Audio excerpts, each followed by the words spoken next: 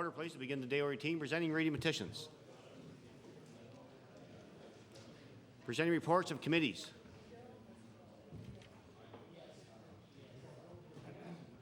Table reports, regulations, and other papers. The Honourable Minister of Economic Development. Thank you, Mr. Speaker. And Mr. Speaker, I am pleased to rise today to speak to the first annual report of the Nova Scotia Business Inc.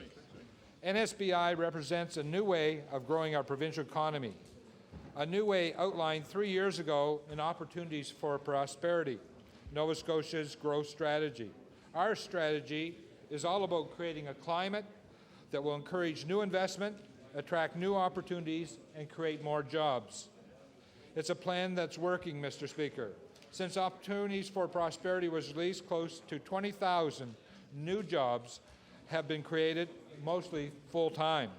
Average incomes are up, and disposable incomes are up, Mr. Speaker.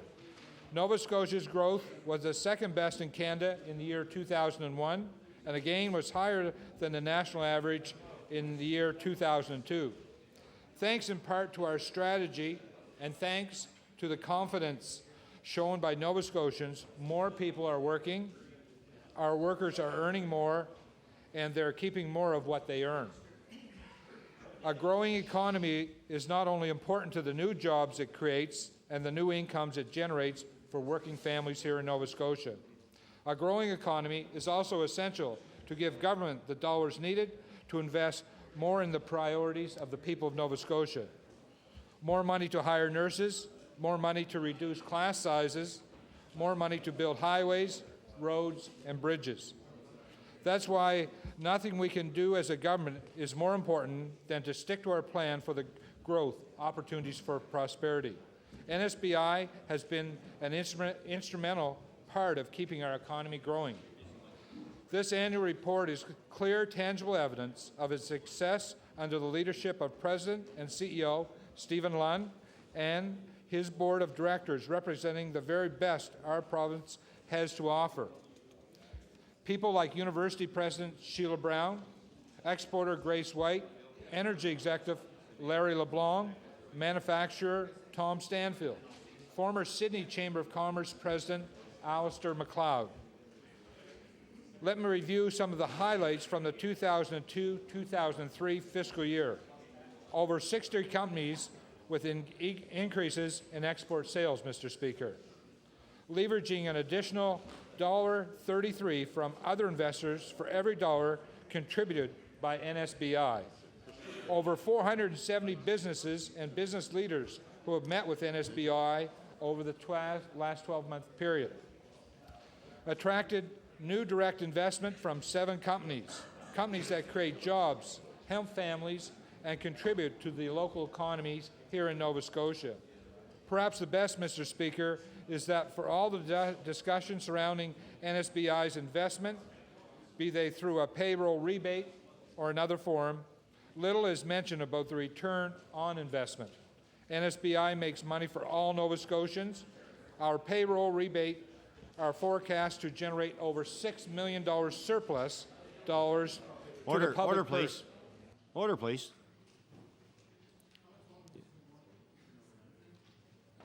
Order, please. I understand there's a report with this statement as well, because there's a report here, but there's also a statement by a minister, so I'll allow the opposition the opportunity to respond once the Honourable Minister is finished. The Honourable Minister of Economic Development.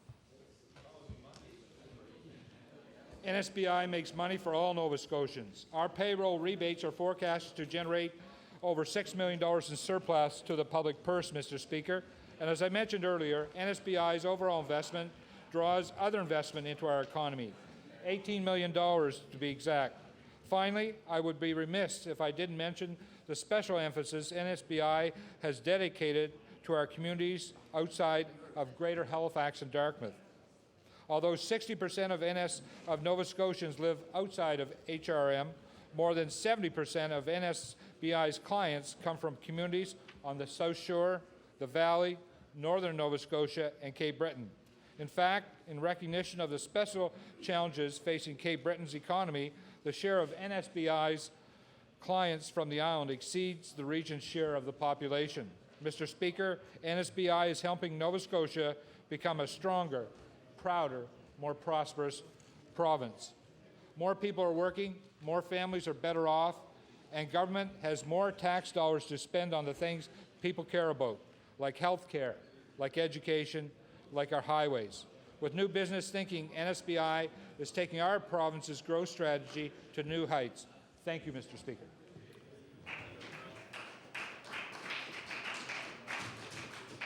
Order, please. The Honourable Minister, there was a report with that to be tabled, was there? It's tabled? Thank you. There is a part of that ministerial statement as well. The Honourable Member for Halifax, Shabak, in response. Thank you very much. Thank you, Mr. Speaker.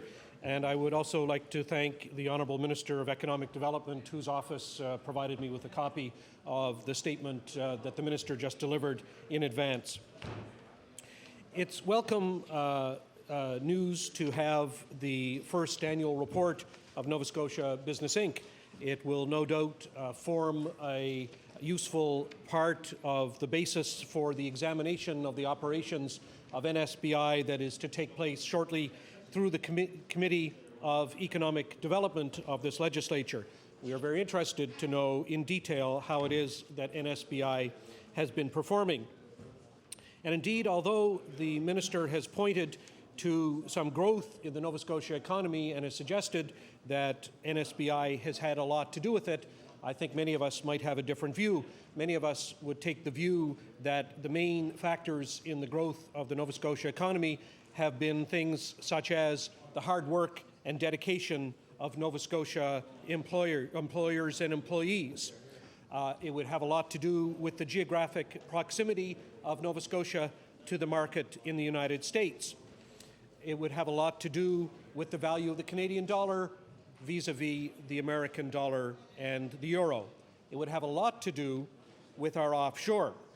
And speaking of the offshore, of course, we would be a lot more prosperous if this government were making advances on developing a realistic and beneficial benefits package with respect to the offshore. None of that has anything to do with what NSBI has had on its agenda. And I think the Minister should also contemplate, as he considers the plight of communities around this province, such places as the town of Cancel, which remains in a serious crisis condition. The Minister should consider the town of Liverpool, which is facing the prospect of losing its main employer, Stenpro, or one of its main employers, Stenpro. The Minister should consider the Valley, where Britex is in big difficulty. The Minister should consider the town of Yarmouth, where the airport and its important link for commercial development has in fact eroded its business.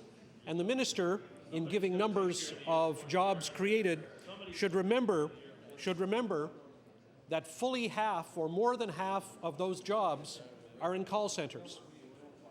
Now, growth in call centers jobs is important for those communities that are in desperate need of them, but they're short-term. We don't know if they're going to be long-term. That's an open question. And for more than half of the growth in jobs that has taken place on this government's watch to be in call centers is a worrisome signal. So, Mr. Speaker, I want to thank the Minister again for presenting us with this report, which we intend to examine in detail, not only in our caucus, but through the device of the Committee on Economic Development. But I also want to remind the Minister that there's a lot of work yet to be done. Thank you very much. Thank you. Recognize the honourable member for Cape Breton South. Mr. Speaker, I'd like to thank the Minister for providing me with the statement prior to the House sitting today, and to say at the outset, Mr. Speaker, that I have no difficulty with the quality of the people who are operating NSBI, particularly the President Steve Lunn and this group. I think they're all quality Nova Scotians who are trying to do a job under the rules that were set out for them, and it's the rules that I have the problem with in this particular NSBI. NSBI is an example, Mr. Speaker, of why this government has been given a code of silence award. Yep. NSBI, Mr. Speaker, has taken a step back into the past where there was little accountability for how taxpayers' dollars were spent. And NSBI, Mr. Speaker, conducts its business under a veil of secrecy. This annual report is not what I would consider an accountability. Rarely, if ever, do they produce press releases indicating where they have loaned money, Mr. Speaker. Instead, if we are lucky, it might show up in an order in council. Mr. Speaker, what is also alarming is that unemployment has gone up since the election, despite what they're trying to take credit for. More jobs were created in the last 2 years of a Liberal government than were created in 4 years under a Ham regime. Mr. Speaker, I find it strange that the minister would include Cape Breton in a group of regions where 70% of clients are located. Mr. Speaker, at the last report, there was only one project funded by NSBI in Cape Breton for a mere $27,000, and that was in the constituency of the Minister of Tourism, a Tory riding. That's the sum total of the amount of money in NSBI that was spent in Cape Breton, Mr. Speaker. At last report, one project. To add insult to injury, there was no business retention and expansion officer located in the Cape Breton Regional Municipality. And indeed, Mr. Speaker, the Economic Development Office in Sydney has been reduced to one person and is on the way out the door. They don't have any responsibility for any loans or grants to local businesses in the Cape Breton area anymore. They just refer them to NSBI. And as I outlined earlier, we know what NSBI's record has been in Cape Breton. This is the second largest municipality in the Cape Breton Regional Municipality, and no representation on the ground to deal with business requests in that area of Nova Scotia. As well, the board makeup, Mr. Chairman, has only one representative from Cape Breton, and that representative is a well-known Tory who hadn't even applied for the job, but other Cape Bretoners had applied. They didn't like any of the other Cape Bretoners, including people like Father Greg MacLeod and other people that the former Minister of Economic Development likes to use their names all the time about energetic people from Cape Breton, but yet when it comes to putting them on this board, none of his friends from Sydney Mines made it, or Father Greg didn't make it, but lo and behold, they went out and solicited a Tory. You might say a token Tory from Cape Breton is the lone representative on the NSBI, and the minister is trying to tell us that this is a province-wide organization. And also, Mr. Speaker, to add further insult to injury, the Cabinet Office in Sydney is getting ready to close, and it will close as soon as this government can find a home for the current manager, a Tory hack, an appointment of the Tory government in the Cabinet Office, and as soon as they can find a job for that person in the same kind of situation that Alfie MacLeod was in. As soon as they found a job for Alfie, he went off to his just reward. As soon as the new person gets the just reward, they're going to close the Cabinet Office in Cape Breton. Now, I suggest they should keep it open and put the NSBI in there, which would be more in talking about fairness and distribution of NSBI influence across this province. Finally, Mr. Speaker, what I want to say is, again, that I believe the people who are operating NSBI are good people. I believe they're honest people. I believe the process is flawed here in respect to the fact that this government has said on day one and before they were even elected they would not get involved in any more loans or grants to businesses in Nova Scotia. That would be left to the private sector. Well, guess what? They're operating a payroll rebate system that was our system prior to them being elected to office. We put that into place here. But yet, we had to stand in our place regularly in this legislature and defend every single deal that we did in economic development when we were in office. This is not the case anymore, Mr. Speaker. The veil of secrecy is alive and well in this government. Thank you.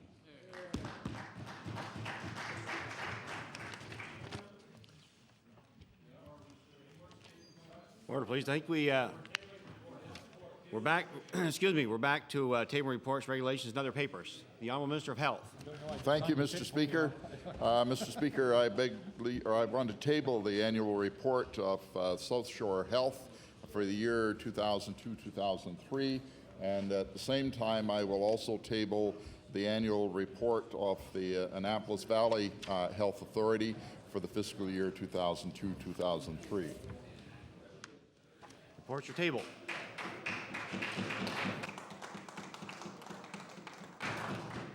The Honourable Minister of Health on order, please. The Honourable Minister of Education. Mr. Speaker, in advance of tabling this report, I'd like, with your permission, to make an introduction. Yes. I'd like to welcome for the second time this week to our East Gallery the President of the Nova Scotia Community College, Mr. Ray Ivany. And Ray, would you stand and receive the welcome of the host, please?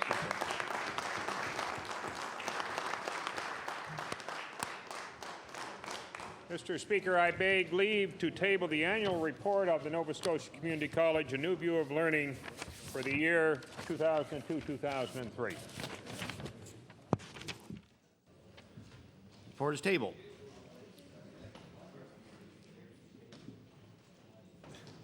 Still on reports? Okay. Statements by ministers. The Honourable Minister of Justice.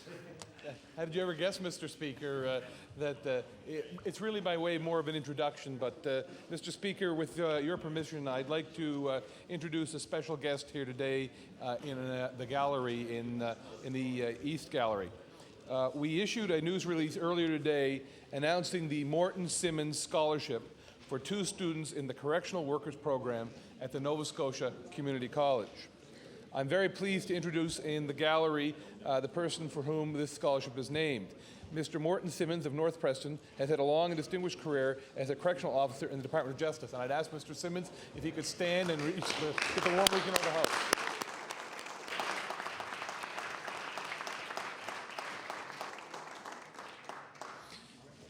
Mr. Speaker, Mr. Simmons has served with the province with professionalism and dignity. In fact, Mr. Simmons is believed to be the first African-Canadian correctional worker in Atlantic Canada. He began work as a correctional worker in Nova Scotia in 1972, Mr. Simmons informed me. Mr. Simmons is now very active in community work, and I would like everyone to, as I said, just on behalf of members, to acknowledge his great work. We believe that this will improve diversity in our correctional system in Nova Scotia. Thank you, Mr. Speaker. The Honourable Member for Cole Harbour Eastern Passage. Thank you, Mr. Speaker. I just want to echo the words of the Minister of Justice. This is a good announcement, and it's very nice to recognize someone who's the first African Nova Scotian to be a correctional officer in naming the scholarship, and hopefully this will lead to more diversity in the correctional service in the coming years. I know the department is pushing also to do a review to ensure that there's more diversity, and hopefully this is another step in that direction. Thank you. The Honourable Member for Richmond. Thank you, Speaker, and I too simply want to commend the Department and Minister for scholarships that were awarded today in honour of Mr. Simmons, and congratulate him for his dedication to the correctional service and the accomplishments of having more representation from the African Nova Scotian community. And in talking about diversity, I would again certainly encourage the Minister in the correctional staff to also work towards having bilingual staff, especially in areas where there is a significant French population. We do want to see diversity in that sense also, and it's an issue that I've raised with the Minister before, whether they be with the sheriffs that operate here or the correctional officers. It is a need not only for racial diversity but also cultural diversity and language diversity, reflecting the mosaic that we find here in Nova Scotia. But congratulations to those who won the bursaries today, and to Mr. Simmons on today's important announcement. Thank you. Thank you. Recognize the Honourable Member for Preston. Thank you very much, Mr. Speaker. I know Mr. Simmons very well, and the Minister was kind enough to point out some of the things that he's done outside the community in his career as a correctional officer, and the many things that he's done in the community. He's really been a community leader in the community of North Preston, and set an example for many young people to follow as time goes on. And indeed, he really needs to be honoured by this House for the work he's done, and the groundbreaking work he's done in the correction service, as well as the work he's done in the community. I want to congratulate him. I thank the Minister for recognizing such a very important member of our community, and look forward to many more of our community coming forward in this way. Thank you. The Honourable Minister of Agriculture and Fisheries on a statement of the Minister. Mr. Speaker, I rise in the House today to recognize the work of the Agricultural Task Force on BSE. As you are aware, the task force presented their report to me yesterday. There's no doubt, Mr. Speaker, that BSE has had a serious impact on our province's agricultural industry. The task force was able to capture those concerns through their meetings with farmers and many others. I'd like to take a moment to identify the members of the task force who were introduced in this House yesterday. Mr. Brooke Taylor, the MLA from Colchester-Musquodoboit Valley. Mr. George Archibald, former Minister of Agriculture. Don Cox, a producer and first Vice President of the Nova Scotia Federation of Agriculture. Leo Cox, the producer and Chair of Nova Scotia Farm Loan Board. Mr. Stephen McNeil, MLA Annapolis, and the Liberal Agriculture Critic.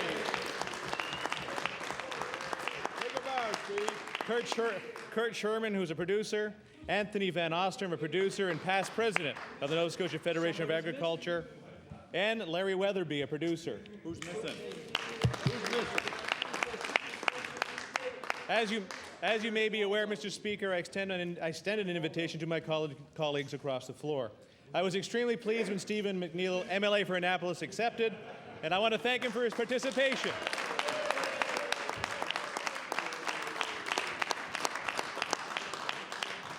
In all the task force activities and subsequent discussions. The task force was able to work within an ambitious time frame, Mr. Speaker. In less than a month, the task force gathered the necessary information, met with farmers, and came back with a report. And I must note they did this before the deadline. The task force met with producers and others involved in the agricultural business, like farm equipment salespeople and veterinarians. They met on 4 separate occasions in Wentworth, Antigonish, Brookfield, and Kentville. Each of these 4 sessions was a minimum of 7 hours long, with some going later into the evening.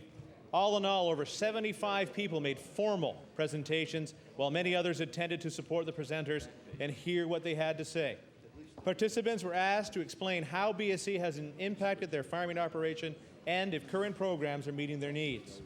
I had the opportunity to meet with the task force members yesterday and hear from them their findings and suggestions for improving the plight of our farmers impacted by BSE. I enjoyed the meeting with them and hearing their thoughts. The agriculture industry is important to our rural economy, and the agriculture industry is important to this government. I'm taking the recommendations and comments from the task force seriously and will be addressing them with my staff over the next few days. I also want to thank the presenters for their participation in the community meetings. Many people described personal situations, which I am sure was very difficult to do so publicly. I appreciate their frankness and for taking the time to make their presentations. One cattle producer, Marcia Greeno, talked about the tremendous stress her family is under because of the BSE issue, as did John Tilley, Bill Scott, Wesleyan McClellan, and many others. Jillian Foster, a large animal veterinarian from the Cumberland County area, talked about the issue of preventative animal health, stating that with the additional numbers of animals sharing barns and the increased financial stress of the farmers to care for their animals, it may impact on the ability to keep animals healthy. Patrick Van Ostrom, owner of a farm equipment company in Port Williams, talked about the impact on his sales, saying that with beef producers accounting for 20% of his business, the impact for him would likely be the layoff or 2 or 3 of his staff. The presentations pointed out that BSE has had an impact not only on farm operations, but to the many others in the agricultural community. There is no question that the pressures from several years of drought, changing markets, and chronically low margins are now compounded by Hurricane Juan and BSE. As I've indicated, I will take a closer look at the report. I've asked my staff to do so as well. I do take the work of the task group seriously, and I can assure you that I will consider all available options. I hope that all members of this House will take the opportunity to read this report. I think it sums up a lot of the issues that farmers are dealing with today. There's a BSE impact. No one is denying that, and certainly not my department nor this government. Mr. Speaker, I ask the House to join me in recognizing the efforts of the task force members. Thank you, Mr. Speaker.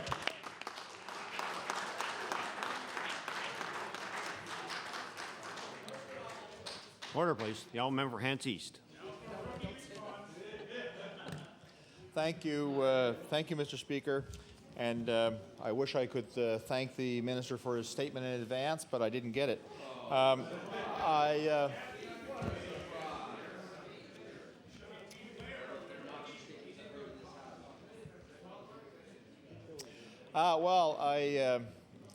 can tell by the cat calls coming across the floor, Mr. Speaker, the actual intent of the minister in trying to coerced me on to go into the task force.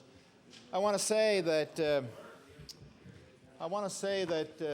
for producers in this province and the members on the government side and maybe even on the Liberal side, maybe they do want to play politics with the BSC issue.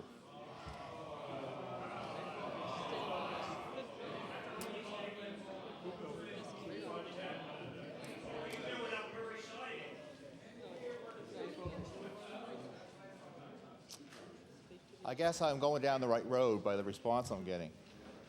Mr. Speaker, the minister, I watched the news last night, and actually I was astounded to hear that the minister is going to take the next few weeks to review the task force report.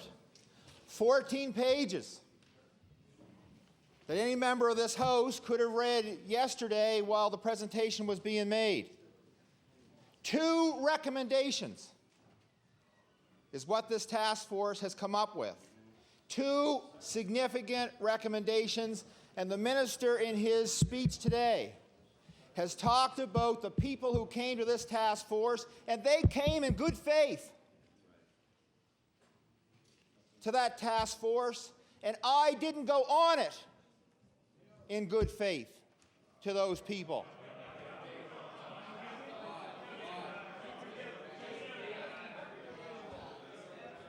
Now, the worth of this task force report and the worth of the minister will be decided in the next short while. And if this minister is going to try to convince this House and those people who are in serious trouble in this industry that he's going to need weeks to determine what he's going to do, then that really shows that this was just a waste of those people's good time. Because that minister knew before this task force ever started that his programs were not going to meet the need. His deputy minister could have told him that in a half hour. And I've also been told that the federal minister had announced that he had been talking with the provinces on a program. And if the minister was involved in those talks and he didn't inform the task force members that he was involved in those talks, then he has an obligation to apologize to those members and to the industry for leading them down this road. And I want to say to the minister, everything that's come from his department recently has been attached to a federal program, and quite often attached to a poorly developed federal program. And he should be well aware, first of all, that Nova Scotia producers need help now, not in weeks. And if that federal program, if it turns out there is one, and that minister was negotiating it while this went on, if it doesn't come up to the standard that we need, that he has to produce something that's Nova Scotia made to help those producers. I told the minister at the start of this process that if he did the right thing for Nova Scotia producers, he'd have my accolades. Even though I chose not to go on his task force, I would stand in this House and I would give him my approval for doing the right thing. He has my word on that, and I am waiting to see, and so are they, that he will do the right thing. And I want to tell the minister, you don't have the luxury of weeks. These producers can't hold on any longer. And that was the statement of those task force members when they left this House yesterday. They don't have time. So I encourage the minister, do something, do it now for those people. Thank you, Mr. Speaker.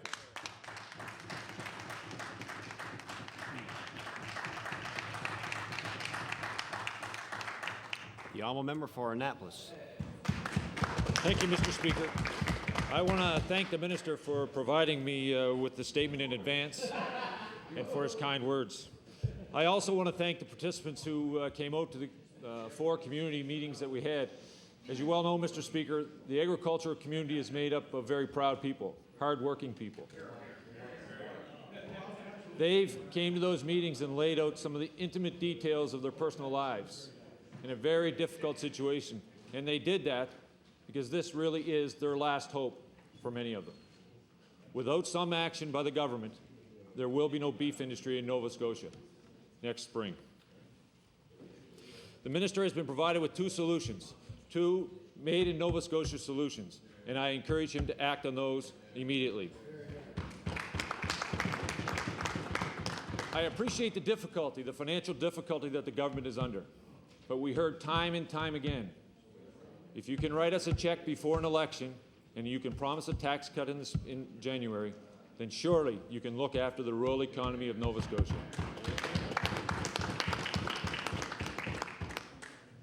At a presentation in Antigonish, one of the producers in his closing remarks said they would like a Department of Agriculture that stood behind the industry in times of prosperity, stood in front of them in times of difficulty, and not stood and faced them.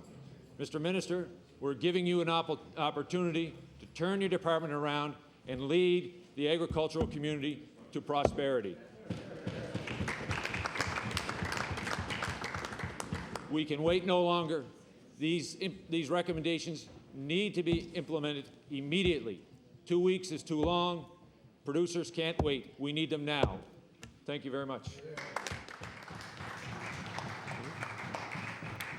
The honourable member for Halifax Fairview on introduction. Thank you, Mr. Speaker. I'm very pleased to introduce to the House in the West Gallery today 37 students, grade 6 students from Chebucto Heights Elementary School in my constituency, with 6 leaders, teachers Sharon McDonald and Diane Tomes-Lowe, and chaperones Alana McDonald, Kyle McMullen, Donna Perry, and Liz Barrett. And I would like to ask the students to please rise and receive the welcome of the House.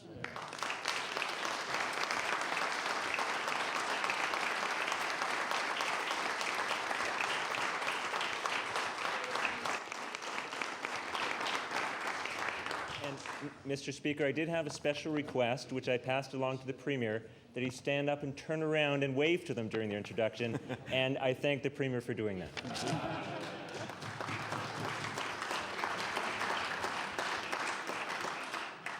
Thank you, the honourable member, and we welcome our special guests to the gallery today, and we hope they enjoy the proceedings while they're with us. Any further statements by ministers? Government notice of motion. The honourable Minister of Tourism and Culture. Mr. Speaker, I hereby give notice that on a future day I shall move the adoption of the following resolution. Whereas the Order of Nova Scotia is the province's highest honour. And whereas the Order recognizes the achievements of deserving people throughout the province, and whereas up to 5 Nova Scotians receive the Order each year. Therefore, be it resolved that members of this House remember to encourage people to nominate candidates for the Order of Nova Scotia before the March 21st, 2004 deadline. And Mr. Speaker, I request waiver of notice and passage without debate. Request for waivers, is it agreed? All those in favour say aye. Contrary-minded, nay. Motion is carried. The Honourable Minister of Education. Mr. Speaker, I hereby give notice that on a future day I shall move the adoption of the following resolution. Whereas Literacy Nova Scotia supports people and organizations involved in adult education, including advocating on behalf of the adult literacy community. And whereas this year's Literacy Action Week is during the week of November the 3rd, with the goal of promoting literacy awareness and the theme valuing adult literacy. Whereas community-based literacy organizations provide opportunities for Nova Scotians to improve their literacy skills that are so critical to strengthening the province's economic and social prosperity. Therefore, be it resolved that all members of this House congratulate Literacy Nova Scotia and its members on their commitment to adult literacy in the province and their efforts to raise awareness of the importance of promoting literacy in our society. Mr. Speaker, I request waiver of notice and passage without debate. Request for waivers, is it agreed? All those in favour say aye. Contrary-minded, nay. Motion is carried. The Honourable Minister of Health. Mr. Speaker, I hereby give notice that on a future day I shall move the adoption of the following resolution. Whereas Down syndrome is the most common chromosomal abnormality occurring 1 in every 800 births, and whereas Down syndrome is one of the leading clinical causes of delayed development in the world, and whereas the Canadian Down Syndrome Society is a national nonprofit organization dedicated to improving the lives of persons with Down syndrome, therefore be it resolved that all members of this House recognize November 1st to 7th as National Down Syndrome Awareness Week. Mr. Speaker, I request waiver of notice and passage without debate. Request for waivers is agreed. All those in favor say aye. Contrary-minded, nay. Motion is carried. The Honourable Minister of Service, Nova Scotia and Municipal Relations. Mr. Speaker, I read this on behalf of the Minister of Natural Resources. Mr. Speaker, I hereby give notice that on a future day I shall move the adoption of the following resolution. Whereas staff at the Natural Resources Education Centre in Middle Musquodoboit have developed a new program entitled Woodlots and Weather to foster a better appreciation for the effects that severe weather events can have on our forest. And whereas participants will learn about storm and tree risk factors such as why some trees uproot while others break off and still others are not affected at all. And they will also learn about the types of severe weather events that can affect our forest. And whereas program participants will be taken on a tour of parts of the Department of Natural Resources McCurdy woodlot to see firsthand the power of Hurricane Juan and the impact it had on our woodlot. Therefore, be it resolved, members of this House congratulate staff at the Department of Natural Resources Education Centre for their foresight in using the event to educate our children and youth about the effects severe weather events can have on our environment around us. Mr. Speaker, I request waiver of notice and pass without debate. Request for waivers is agreed. All those in favor say aye. Contrary-minded, nay. Motion is carried. The Honourable Minister of Tourism and Culture. Mr. Speaker, I hereby give notice that on a future day I shall move the adoption of the following resolution. Whereas the famed Highland Links Golf Course is once again ranked as one of the top 100 golf courses in the world. Whereas Golf Magazine, with newsstand sales of 1.5 million, ranked the Highland Links as number 65 in their annual list of the top 100 courses in the world. Whereas the Highland Links Golf Course, which averages 26,500 rounds of golf per season, is only one of 2 Canadian courses to make it on the list of the top 100 in the world. Therefore, be it resolved, MLAs in this legislature applaud Ms. Irene Cotter, Acting General Manager of the Highland Links, and Club Pro Joe Robinson, who described the ranking as the most valuable that could be obtained, and wish them continued success with their operations of this world-renowned golf course. Mr. Speaker, I request waiver of notice and pass it without debate. Request for waivers is agreed. All those in favor say aye. Contrary-minded, nay. Motion is carried.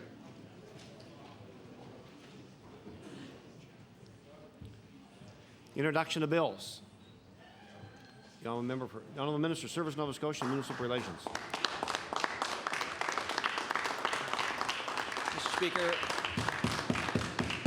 Mr. Speaker, I beg leave to introduce a bill entitled An Act to Amend Chapter 23 of the Revised Statutes 1989, the Assessment Act.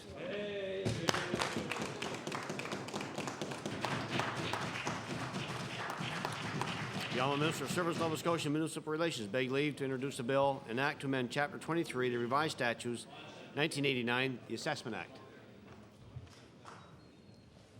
Bill 40, entitled An Act to Amend Chapter 23 of the Revised Statutes 1989, the Assessment Act. Or this bill be read a second time at a future date. The Honourable Leader of the Official Opposition. Thank you, Mr. Speaker. I beg leave to introduce a bill entitled An Act to Amend Chapter 277 of the Revised Statutes of 1989, the Mechanics' Lien Act. The Honourable Leader of the Official Opposition begs leave to introduce a bill entitled An Act to Amend Chapter 277 of the Revised Statutes 1989, the Mechanics' Lien Act. Bill 41, entitled An Act to Amend Chapter 277 of the Revised Statutes 1989, the Mechanics' Lien Act. Or this bill be read a second time at a future date. The Honourable Member for Halifax Needham. Thank you very much, Mr. Speaker. Mr. Speaker, I beg leave to table a bill entitled An Act to Amend Chapter 401 of the Revised Statutes 1989, the Residential Tenancies Act, to provide fair remedies for tenants. The Honourable Member for Halifax Needham begs leave to introduce a bill entitled An Act to Amend Chapter 401 of the Revised Statutes 1989, the Residential Tenancy Act, to provide fair remedies for tenants. Bill 42, entitled An Act to Amend Chapter 401 of the Revised Statutes 1989, the Residential Tenancies Act, to provide fair remedies for tenants. Or this bill be read a second time at a future date. The Honourable Member for Timberley Prospect. Thank you, Mr. Speaker. I beg leave to introduce a bill entitled An Act to Amend Chapter 1 of the Acts of 95-96, the Education Act, to implement the recommendations of the Special Education Implementation Review Committee.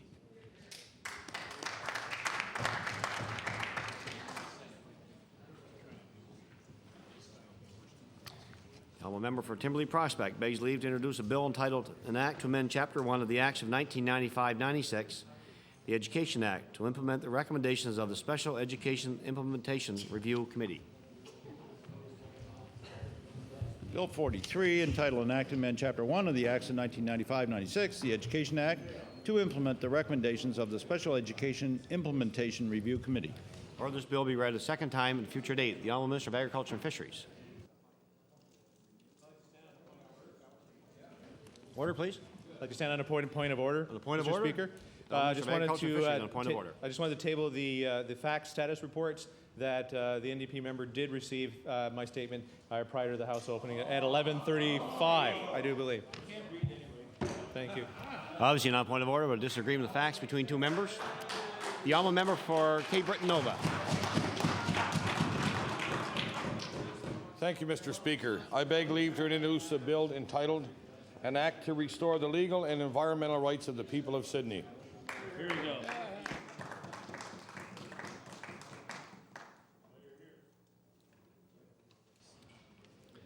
The Honourable Member for Cape Breton Nova begs leave to introduce a bill entitled An Act to Restore the Legal and Environmental Rights of the People of Sydney.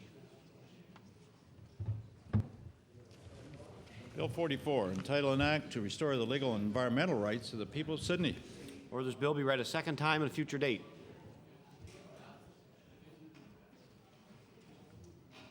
Notice of motion. The Honourable Leader of the Official Opposition. Thank you, Mr. Speaker. I hereby give notice that on a future day I shall move the adoption of the following resolution. Whereas a recent survey by the Environics Group found that 89% of Canadians support whistleblower legislation to protect public servants who expose corrupt, wasteful, and improper government action. And whereas Liberal and Conservative governments in Nova Scotia have refused to support whistleblower legislation to protect honest civil servants in this province, and whereas the danger of reprisals against civil servants who tell Nova Scotians the truth about their government help us win the Ham government's reputation as the most secretive in Canada, therefore be it resolved that whistleblower legislation should be approved during this minority government to demonstrate the increased openness and accountability that Nova Scotians expect. And Mr. Speaker, I'd request waiver and passage without debate. Hearing no, notice is tabled. The Honourable Member for Cape Breton South. I hereby give notice on a future day I shall move the adoption of the following resolution. Whereas on October 27, 2003, Frito-Lay announced that Cape Breton sea salt and pepper has been selected as the next Lay's Taste of Canada flavor, and whereas Cape Breton sea salt and pepper was chosen by Canadians from among 4 different flavors and from 4 different regions of the country, and whereas 1 million bags of this flavor will be made available across Canada. Therefore, be it resolved that all members of this House congratulate all those who voted for Cape Breton sea salt and pepper and encourage all members to try this unique flavor from Cape Breton. I would ask for a waiver, Mr. Speaker. Request for waivers is agreed. All those in favour say aye. Contrary minded, nay. Motion is carried. The Honourable Member for Pictou East. Thank you, Mr. Speaker. I hereby give notice on a future day I shall move the adoption of the following resolution. Whereas Summer Street Industries Foundation is a community-supported, not-for-profit organization that provides skills development opportunities to enrich the lives of people with mental challenges. And whereas the Kinsman Club in Glasgow President Bob McDonald recently presented a check for $15,000 to Summer Street Industry President Rob Roy in support of the organization's mandate. And whereas this donation is the first installment of the Kinsman Club pledge of $150,000 in support of Summer Street Industries. Therefore, be it resolved that members of the House recognize the incredible work of Summer Street Industries and express our gratitude to Bob McDonald and all the members of the Kinsman Club in Glasgow for their support of this very worthwhile organization, and I seek waiver. Request for waivers is agreed. All those in favour say aye. Contrary minded, nay. Motion is carried. The Honourable Member for Cape Breton Centre. Thank you, Mr. Speaker. I hereby give notice on a future day I shall move the adoption of the following resolution. Whereas the member of Halifax Fairview predicted that the Liberal auto insurance plan, which was proposed by the insurance companies and enacted by the Tory government, was a scheme that would only last for 1 year. And whereas that member's prediction was proven wrong when insurance companies and the Liberal authors of the plan opened fire on their own plan exactly 1 day after it received third reading. And whereas all members of this House should be cautious when they make predictions about the future. Therefore, be it resolved that this House urges the member for Halifax Fairview to remember that unreliability of the Liberals and the insurance industry friends before he again predicts that their schemes can last as long as a year. I seek waiver, Mr. Speaker. Request for waivers is agreed. Hearing no, notice is tabled. The honourable member for Halifax Clayton Park. Thank you. Mr. Speaker, I hereby give notice that on a future day, I shall move the adoption of the following resolution. Whereas since 1980, MESA, the Metropolitan Immigrant Settlement Association, has been offering programs and services to help newcomers in their efforts to participate fully in Canadian life. And whereas MESA was recently given $238,133 from the Government of Canada as part of its National Homelessness Initiative. And whereas MESA has joined forces with the Halifax Immigrant Learning Centre and opened new offices in the Halifax Shopping Centre Annex to maximize their support for newcomers to Canada, therefore be it resolved that this House thank MESA for its continuing commitment to easing the transition of newcomers to Nova Scotia. Mr. Speaker, I ask for waiver of notice and passage without debate. Question waivers are agreed. All those in favour say aye. Counterminded nay. Motion is carried. The honourable member for Pictou East. Thank you, Mr. Speaker. I hereby give notice on a future day I shall move the adoption of the following resolution. Whereas volunteers with the Pictou County Ground Search and Rescue recently spent a weekend honing their skills just in case they're called upon to find someone lost in the woods. And whereas the weekend began with information training and then proceeded into 2 demanding staged rescues. And whereas Gary McKinnon, coordinated this extreme intensive semi-annual weekend, therefore be it resolved that members of the House recognize Gary McKinnon and all the men and women who have so selflessly volunteered their time and efforts to the Pictou County Ground Search and Rescue and who are prepared to be called upon whenever their need for their skills arises, and I seek waiver of notice. Question for waivers is agreed. All those in favour say aye. Counterminded nay. Motion is carried. The honourable member for Cole Harbour Eastern Passage. Thank you, Mr. Speaker. I hereby give notice. Well, you must be perceptive. I hereby give notice that on a future day I shall move the adoption of the following resolution. Whereas the Canadian Department of National Defence has announced that the Sea King helicopters are grounded due to unknown mechanical problems. Whereas the Sea King helicopter has been in service to the Canadian Armed Forces since 1964, more than 40 years of active duty. Whereas the Sea King should have been replaced more than 10 years ago, except for the political grandstanding of the Liberal Party. Therefore, be it resolved that this House encourage the permanent grounding of Paul Martin and other Liberals who have already delayed replacement of the Sea King helicopter for 10 years. And I ask for waiver, Mr. Speaker. Waivers is agreed. Agreed. Here no. Notice is tabled. The honourable member for Richmond. Speaker, I hereby give notice on a future day I shall move the adoption of the following resolution. Very perceptive, obviously. Whereas in typical fashion, the NDP will take credit for the good things, but ensure others take the blame for the bad things. And whereas the NDP, failing to realize that they can't have their cake and eat it too, must take the blame for any and all consequences that the Tory government will ultimately make that hurts seniors because of the choices they made and not blocking the tax cut. Whereas despite what the NDP MLA from Halifax Needham said in her whining, self-congratulatory speech last night about her party supporting long-term care, when she wakes up to the fact that she supported the Tories' tax cut, she will then finally realize that she will have to explain to seniors why the services they need won't be delivered. Therefore, be it resolved that the NDP, no matter how hard they try to twist their words, will play an important part in inflicting pain on Nova Scotia students, seniors, and hard-working families, the same people they claim to support. And Mr. Speaker, I'd ask for waiver of notice and passage without debate. Order, please. The resolution is out of order because the wording is unparliamentary. The honourable Minister of Human Resources. Mr. Speaker, I hereby give notice that on a future day I shall move the adoption of the following resolution. Whereas businesses of all sizes must demonstrate determination, devotion, and creativity. The honourable Minister of Human Resources. Whereas businesses of all sizes must demonstrate determination, devotion, and creative entrepreneurial spirit in order to be successful. And whereas the Bridgewater and Area Chamber of Commerce recently held its 4th annual Business Excellence Awards banquet, and whereas Pineview Farm, a nursery operated by 2 generations of the Brown family, was recognized as the best small business for 2003.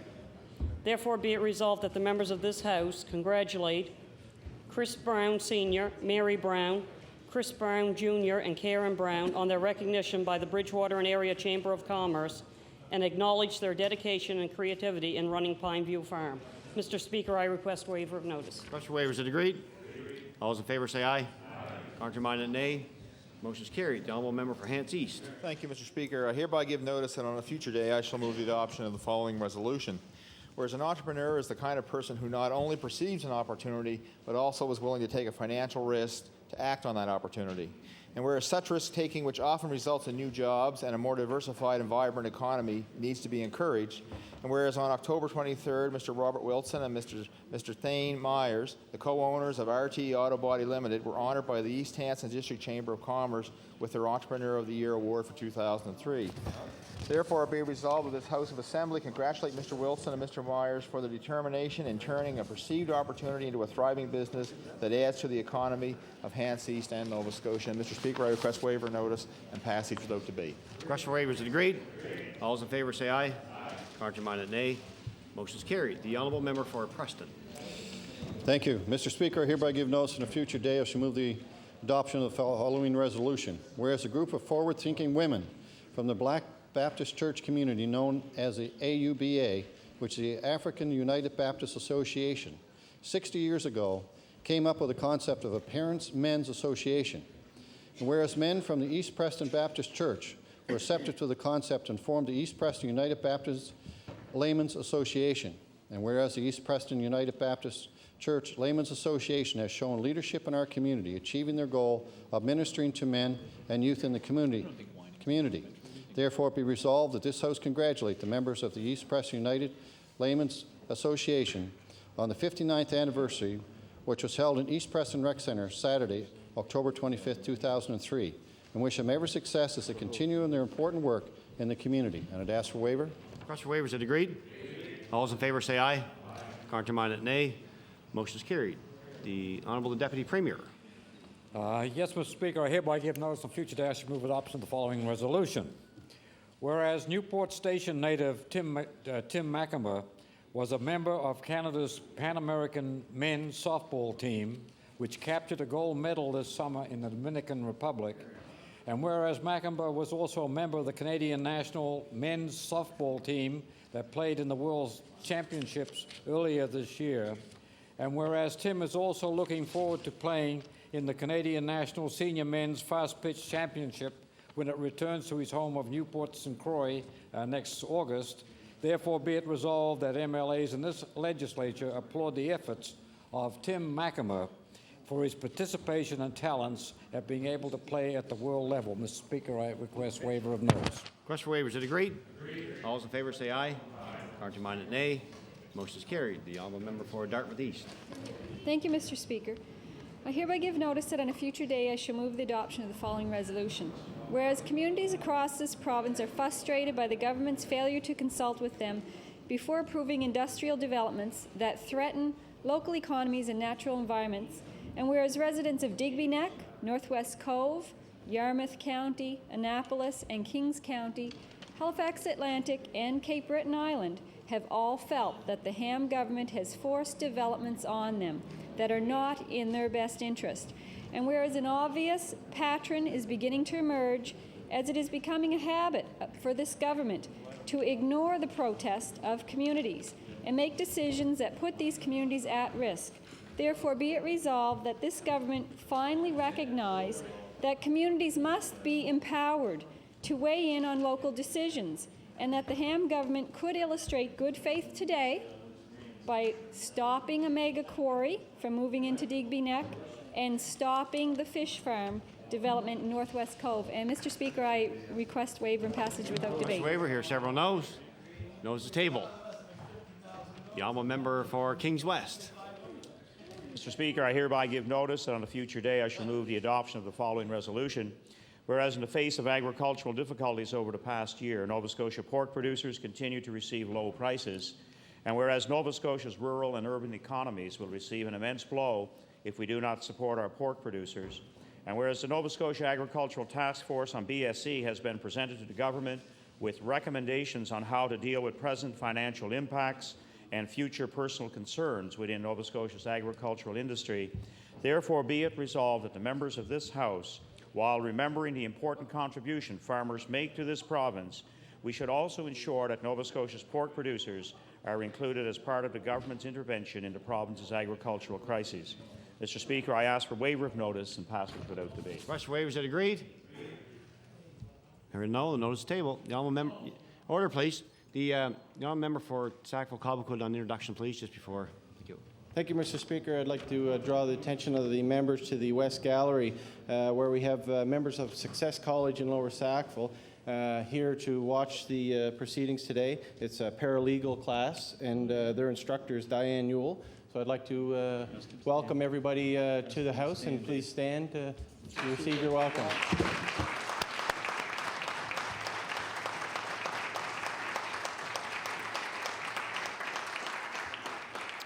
Thank you. We certainly welcome our guest to the gallery today, the Honourable Minister of Human Resources. Mr. Speaker, I hereby give notice that on a future day I shall move the adoption of the following resolution.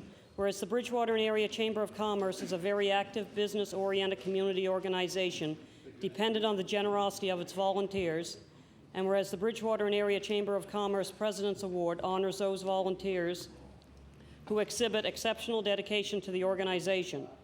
Whereas past President Vernon Cornish has been awarded the President's Medal for his numerous hours of commitment to various Chamber committees and as a representative of the Chamber. Therefore, be it resolved that the members of this House join me in extending our congratulations and best wishes to Vernon Cornish on being awarded the 2003 President's Award by the Bridgewater and Area Chamber of Commerce. Mr. Speaker, I request waiver of notice. Request for waiver, is it agreed? All those in favor say aye. Contrary-minded, nay. Motion is carried. The honourable member for Halifax-Shabukto. Mr. Speaker, thank you. I'll be seeking a waiver of notice. I hereby give notice that on a future day I shall move the adoption of the following resolution. Whereas the Manning Innovation Awards Foundation was established in 1980 to recognize excellence in commercial technological innovation in Canada and held its annual awards dinner in Halifax on October 3rd. And whereas this year all of the foundation's winners are researchers and entrepreneurs in Atlantic Canada, including 2 in Nova Scotia. And whereas the success of Atlantic Canadians as scientific researchers and industrial innovators clearly indicates the extent of our Indigenous talent, therefore be it resolved that this House congratulates Kirk Swinimer of Chester, Nova Scotia, Chris Griffiths of St. John's, Newfoundland, Tim Edmonds of Halifax, Nova Scotia, and Nancy Mathis of Fredericton, New Brunswick as winners of the 2003 Manning Innovation Awards Foundation prizes. Mr. Speaker, I seek waiver of notice, passage without debate. Question for waivers, is it agreed? All those in favor say aye. Contrary-minded, nay. Motion is carried. The honourable member for Victoria the Lakes. Mr. Speaker, I hereby give notice that on a future day I shall move the adoption of the following resolution. Whereas the 1 mile long McDonald Road in Scotch Lake is home to 25 residences and growing, and whereas the McDonald Road has been a dirt road since 1950, and whereas the Minister of Transportation and Public Works is responsible for paving the McDonald Road in Scotch Lake, therefore be it resolved that the Minister of Transportation and Public Works immediately place the McDonald Road in Scotch Lake on his priority list for paving. Mr. Speaker, I ask for waiver of notice and passage. Request for waiver here, no. Notice is tabled. The honourable Minister of Economic Development.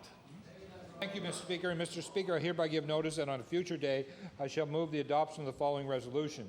Whereas business in Victoria County will soon have greater access to world markets with the implementation of broadband high-capacity internet, and whereas the county was one of the first communities to apply for funding from the Broadband for Rural and Northern Development pilot program, whereas under the business in the tiny rural communities such as St. Margaret's Village, New Haven, and Middle River will receive the same quality of internet service as businesses in downtown Sydney. Therefore, be it resolved that the members of this House recognize the importance of broadband high-capacity internet access across this province and acknowledge the added advantage that having such access gives rural communities throughout Nova Scotia. I respectfully request waiver of notice. Question for waivers, is it agreed? All those in favor say aye. Contrary-minded, nay. Motion is carried. The honourable member for Halifax Atlantic.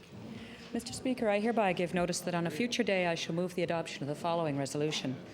Whereas the Family Services Association of Halifax Regional Municipality is funded by the United Way and the Department of Community Services and has for 27 years provided counselling for members of the Halifax community on a sliding fee scale.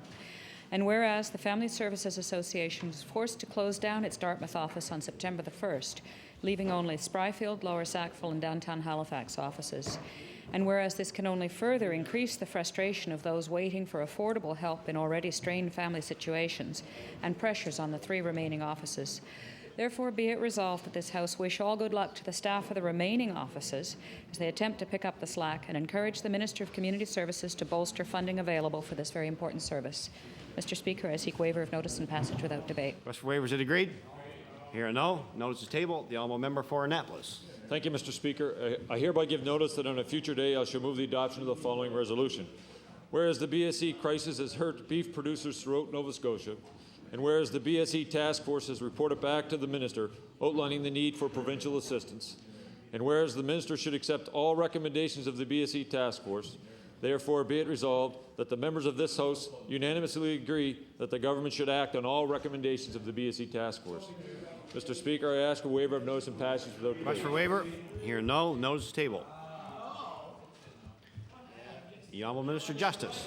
Thank you, Mr. Speaker. Mr. Speaker, I hereby give notice that on a future day I shall move the adoption of the following resolution.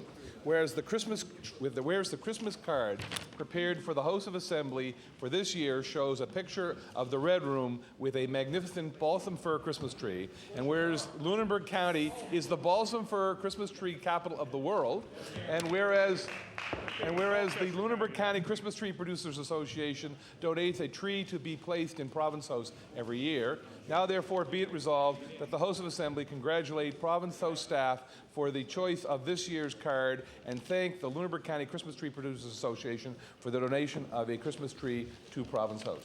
And I ask for waiver of notice and passage without debate. Motion waivers is agreed. All those in favour say aye. Contrary-minded nay.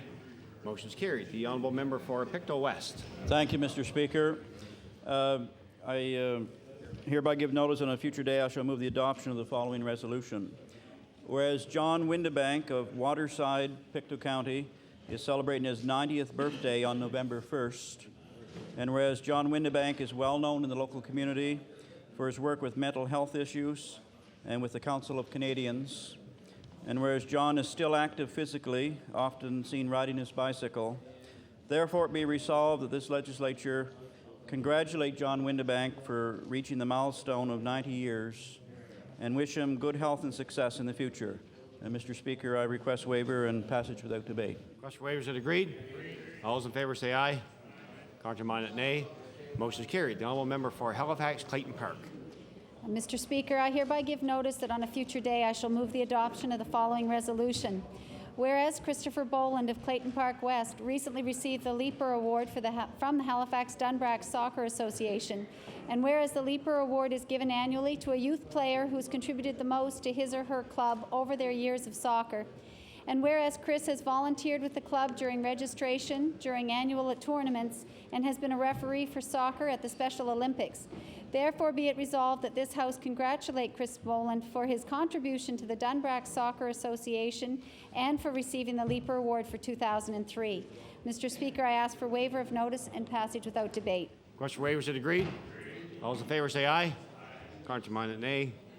Motion is carried. The honourable Minister of Tourism and Culture. Mr. Speaker, I hereby give notice on a future day I shall move the adoption of the following resolution. Whereas on the 29th day of March 1904, the incorporation of the town of Inverness became official. And whereas this newly incorporated town went on to achieve an illustrious history, producing literary greats, influential community leaders, successful mining and fishing industries, and became a mecca for harness racing in Nova Scotia. And whereas although now a part of the municipality, the community of Inverness will officially celebrate its 100th anniversary on April 6, 2004. Therefore, be it resolved that the members of this House congratulate Inverness and her people on their 100th birthday and recognize the community with honorary town status for the year 2004. And Mr. Speaker, I request waiver of notice and passage without debate. Request for waivers is agreed. All those in favour say aye. Contrary-minded nay. Motion is carried. The honourable member for Cole Harbour Eastern Passage. Thank you. I hereby give notice that on a future day I shall move the adoption of the following resolution. Whereas the leader of the Liberal Party in Nova Scotia has criticized those, like the federal cabinet, who fail to keep a healthy distance between themselves and the Irving companies who lobby government. Whereas the member for Digby Annapolis has urged Nova Scotians to oppose the federal government's bias against smaller boat owner-operators who are at the backbone of our fishery. And whereas the member for Annapolis has acknowledged that federal support for cattle farmers is so inadequate that it should not be the basis of Nova Scotia's response. Therefore, be it resolved that in the next federal election, the members of the Liberal Party should be just as honest with Nova Scotian voters about the many shortcomings and failures of the federal Liberal government as they have been in the House when the federal vote seems safely in the future. I ask for waiver, Mr. Speaker. Request for waiver? Here no. Notice is tabled. The honourable member for Hants East.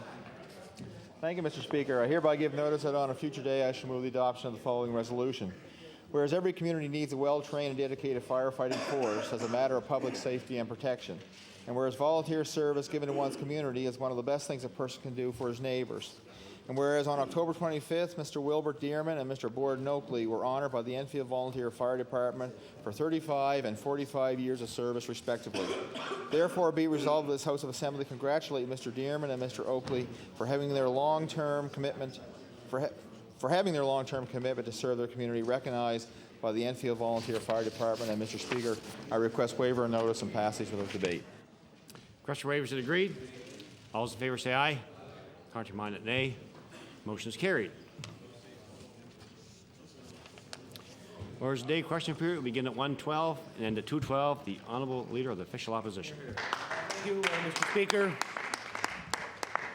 Mr. Speaker, we already informed this House that the very day a nursing home rate supplement went into effect, that being April 1st, many nursing homes increased their rates. This used up most, if not all, of the supplement increase. Now families are calling us to tell me that nursing homes have increased rates this fall, Mr. Speaker, and have billed the increases retroactive to April 1st.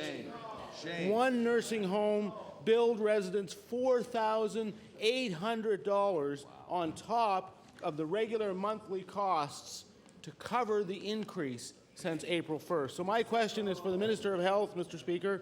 Why is the government allowing this kind of retroactive billing to continue? The Honourable Minister of Health. Thank you very much, Mr. Speaker. The operation of nursing homes obviously is a matter that requires that they operate and are able to cover their expenses. And Mr. Speaker, that the fact that that is happening is one of the reasons that we have, in fact, put forward a plan to gradually cover the cost of health care costs for individuals within nursing homes, and that plan will proceed, Mr. Speaker. The Honourable Leader of the Official Opposition on your first supplementary. Mr. Speaker, in the meantime, the taking of the assets and what these people worked their lifetime for continues by this government. Mr. Speaker, in 2001, I asked the present Minister of Education, who was then the Minister of Health, about retroactive billing, and he said, and I quote, "It's not a problem that I'm pleased about, but I can tell the honourable members of this House that we are taking all possible steps to see that this situation does not occur." That's the former minister's words. Well, Mr. Speaker, over two years later, the Annapolis Royal Nursing Home just sent residents a bill for a retroactive rate increase totaling over $6,300, Mr. Speaker. So my question for the Minister of Health is, how many rate increases approved by your department this year were retroactive? Good question. The Honourable Minister of Health. Thank you very much, Mr. Speaker. That's a number that I don't have with me. I'll take it as notice and provide the information to the honourable member at my first opportunity. The Honourable Leader of the Official Opposition on your final supplementary. Mr. Speaker, as you know, the NDP introduced legislation in 2001 that would have banned retroactive billing by nursing homes. This government refused to pass it. So I want to ask the Minister of Health, will he commit today to take immediate steps to end the practice of retroactive billing for nursing home residents? The Honourable Minister of Health. Thank you very much, Mr. Speaker. What I will undertake to do is to let nursing homes in this province know that they should try to conduct their businesses in such a way that that practice can be avoided. The Honourable Leader of the Liberal Party. Thank you, Mr. Speaker. My question is for the Minister of Health. 18 months ago, extensive renovations were undertaken at the New Waterford Consolidated Hospital. Across the hall from these renovations was the office of Dr. Duncan McIntyre and his staff. During these renovations, Dr. McIntyre and his staff were exposed to very high levels of heavy metal poisoning. 2 years ago, this father of four was a healthy, athletic 37-year-old. Today, at age 39, he is wiped out financially, medically, physically, emotionally. He is bedridden and not able to work since April of this year. He has been treated for heavy metal poisoning in Mexico and the United States, and he is furious because there has been no acceptance of responsibility in Nova Scotia, and he's receiving no support from this government, the District Health Authority, and the runaround from MSI.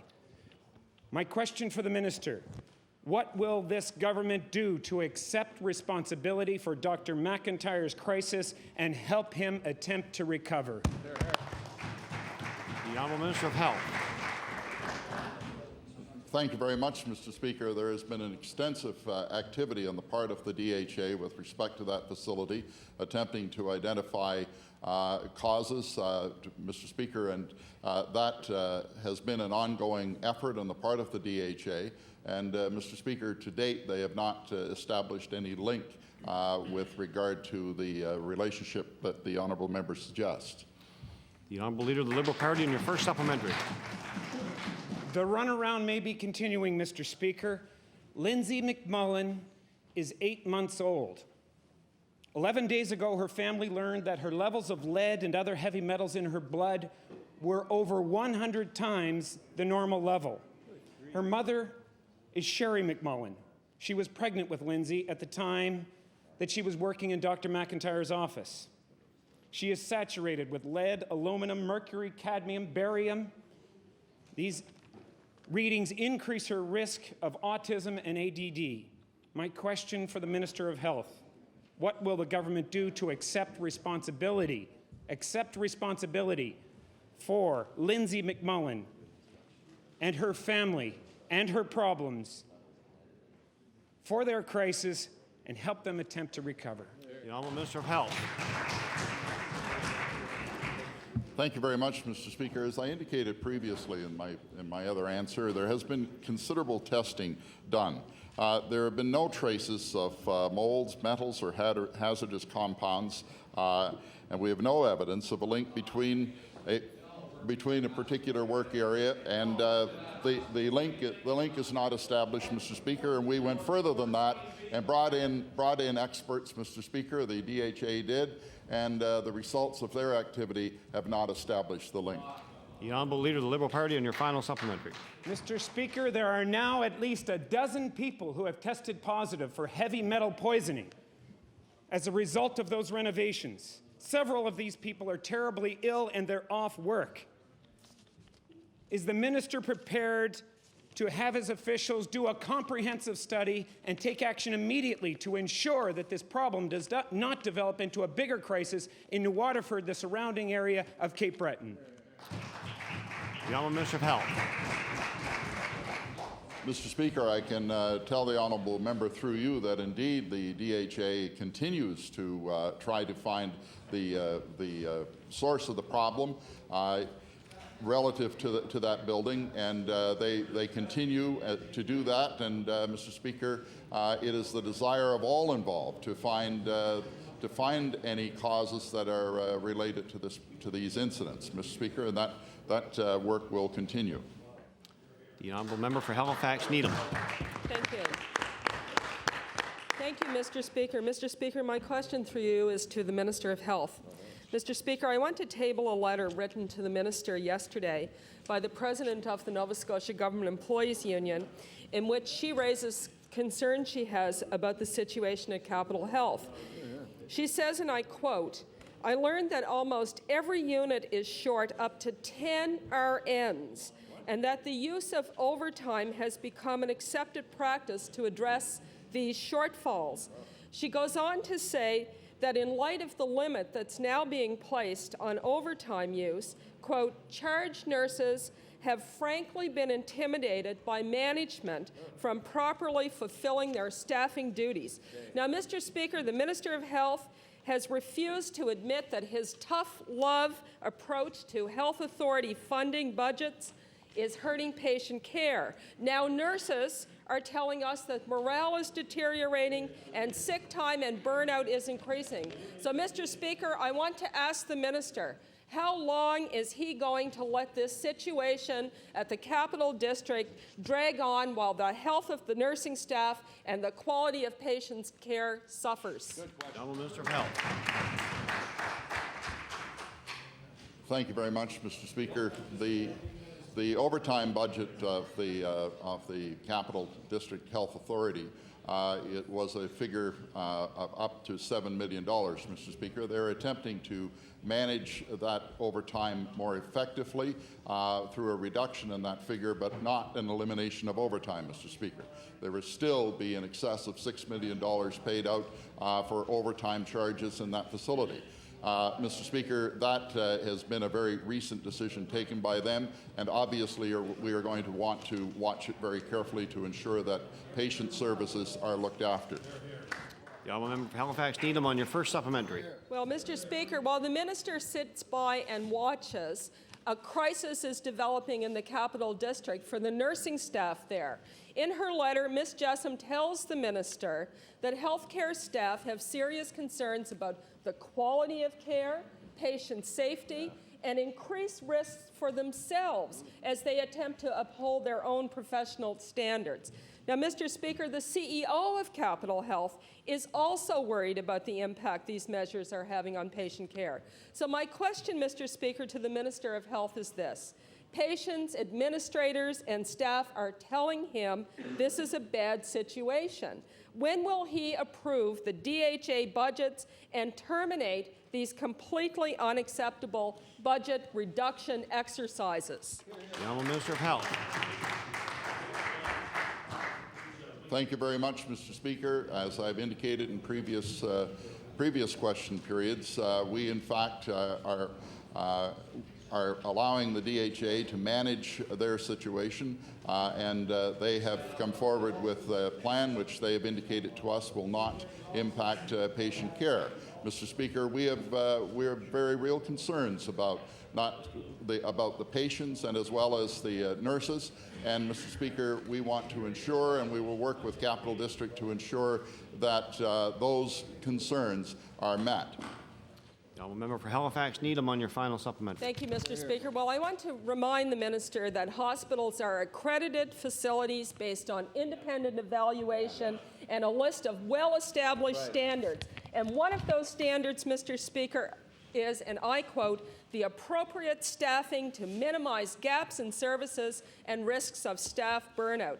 Now, Mr. Speaker, will the minister then tell this House today why he's refusing to take action on an issue which can have an impact on the accreditation of the Capital District's facilities as outlined in the Canadian Council on Health Services Accreditation Standards?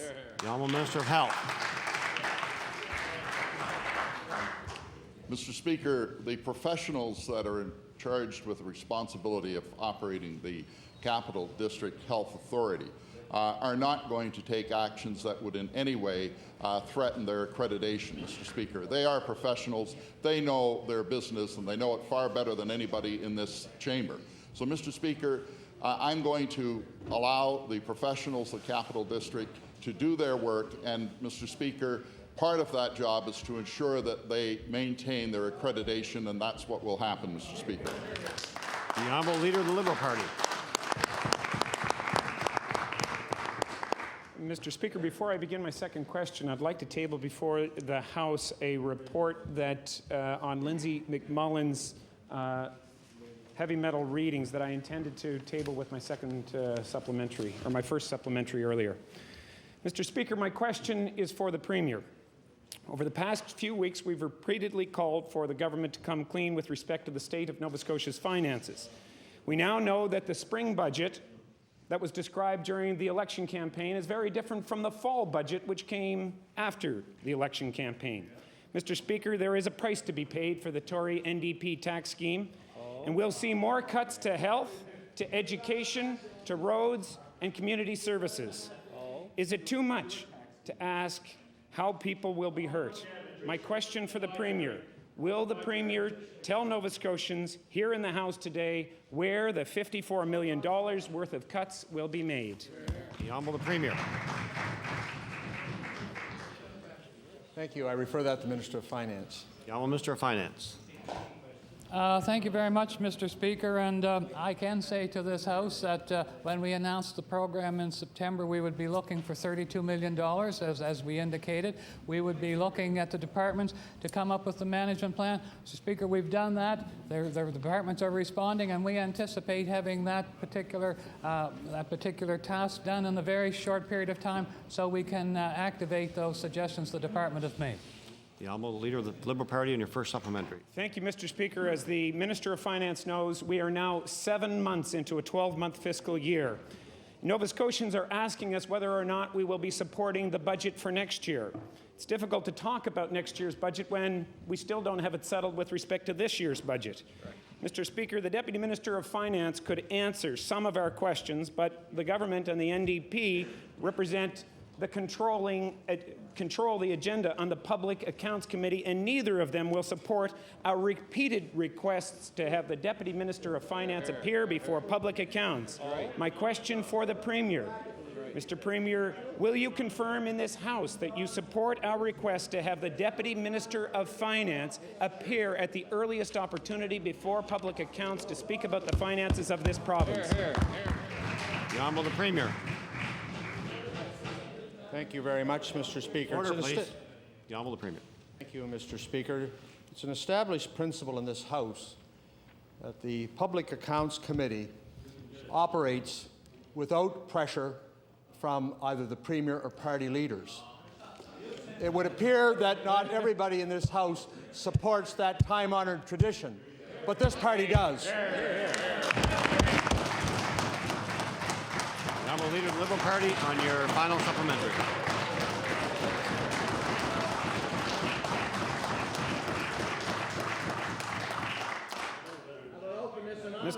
Order, please.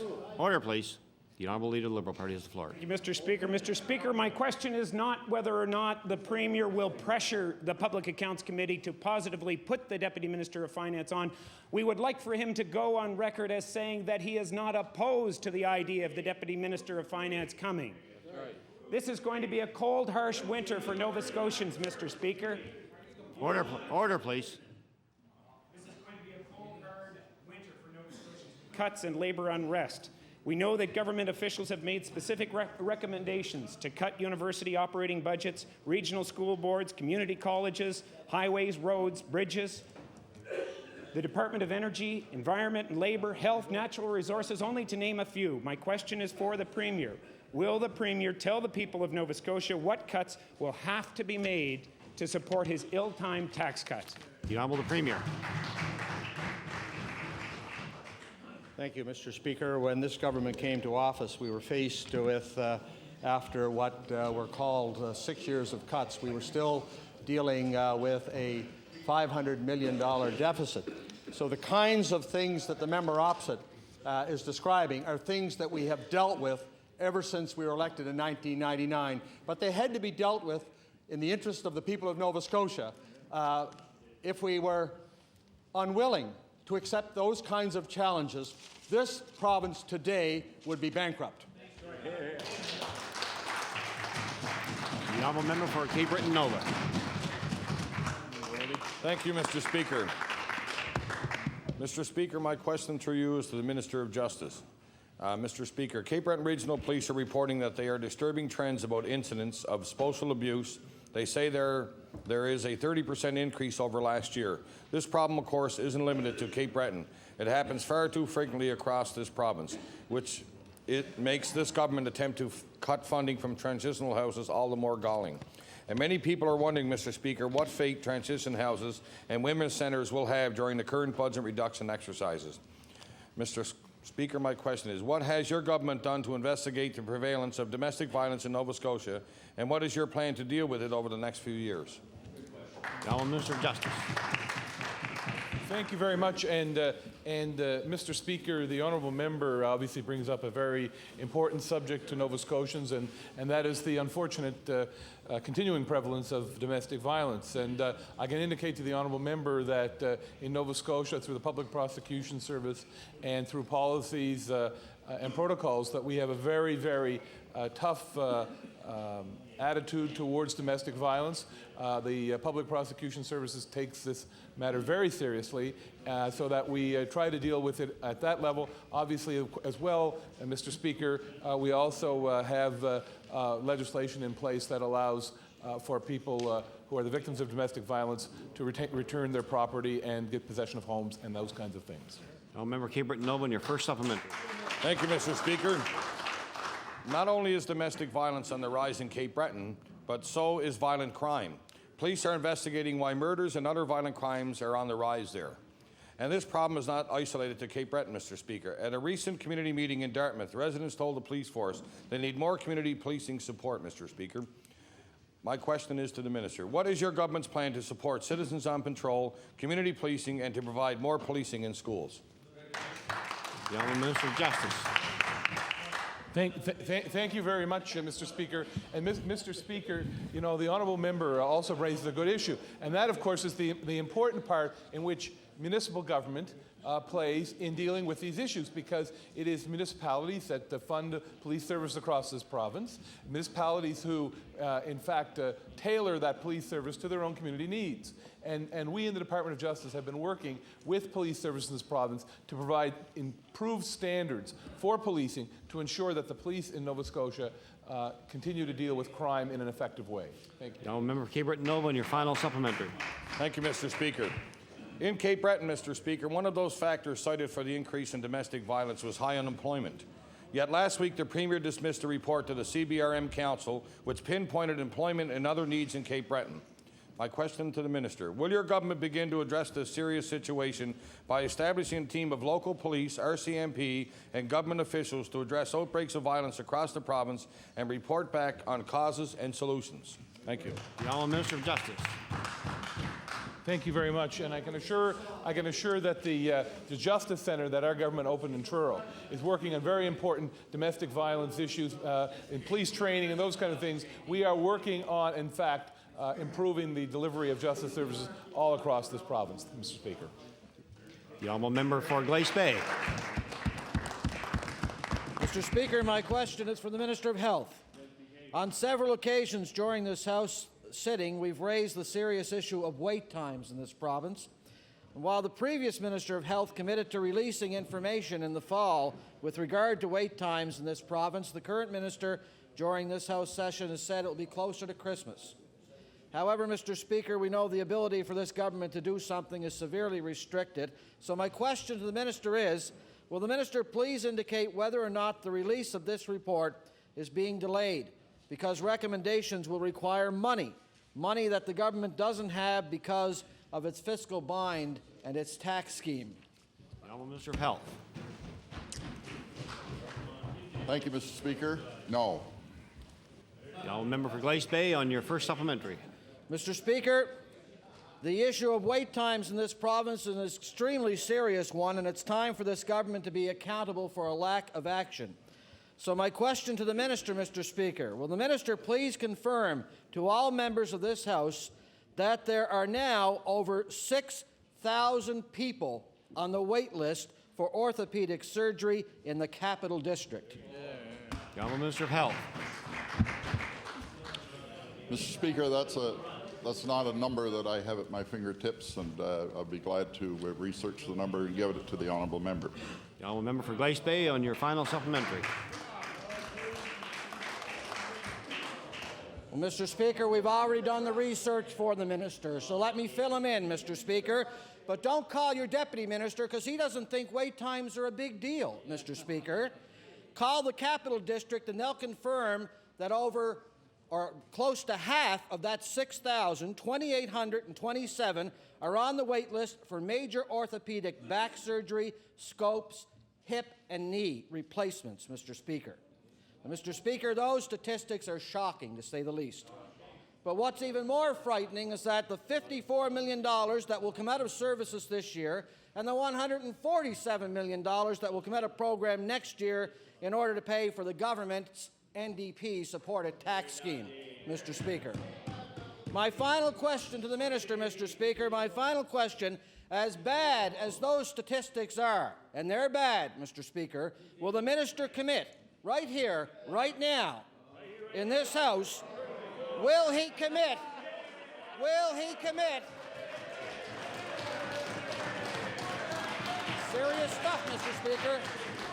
Order, please. Order, please. Now, member for Glace Bay on his final supplementary question. This is serious stuff, and it's treated as a joke by this government, Mr. Speaker. I'm asking the minister to commit right here that the wait times will not get any worse this year. The Honourable Minister of Health. Mr. Speaker, I think in all fairness, the honourable member should admit that he was the person that created the joke, not this side of the House. And I'll try to restrain myself in the future from laughing at your jokes. Order, please. Order, please. The Honourable Minister of Health. Thank you, Mr. Speaker. Indeed, yesterday, if the honourable member had listened very attentively to the Deputy Minister, he would have learned that the difficulty with wait times is not one that requires an infusion of money to resolve only. That is not it's a structural problem that has to be addressed. That is why, Mr. Speaker, that is why that there is in place a committee supported by Department of Health staff and by the DHAs that are examining the issue of wait times, and orthopedic surgery is one of their specific assignments. And that report, Mr. Speaker, when I receive it, we will be acting on it to ensure that we address the issue of wait times as effectively as we can. We need the information. When we get it, we will act, Mr. Speaker. The honourable member for Halifax Fairview. My question is to the Minister of Transportation. Mr. Speaker, 1 year ago tomorrow, Darren Dane died when the Brinks truck in which he was a passenger rolled in the Cobequid Pass about a mile north of the toll booths. Darren's father, Stanley, is a constituent of mine. Stanley Dane has handmade a beautiful small cross with his son's name and picture on it.